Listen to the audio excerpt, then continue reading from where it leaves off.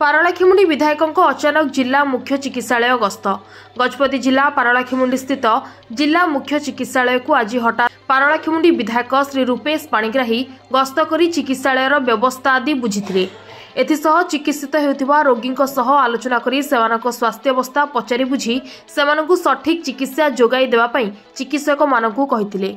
एही अवसर में विशेषकर काशीनगर ब्लॉक अंतर्गत खारड़ा ग्राम में ट्रैक्टर दुर्घटनार शिकार हुई चिकित्सित हेउथिबा रोगींक सह भेटी आरोग्य कामना करथिले। एही परिप्रेक्षी चिकित्सालय अधिकारी सह आलोचना करी चिकित्सालय व्यवस्था एवं समस्या को नहीं कथा हेबा सह समाधान पाई प्रतिश्रुति देथिले।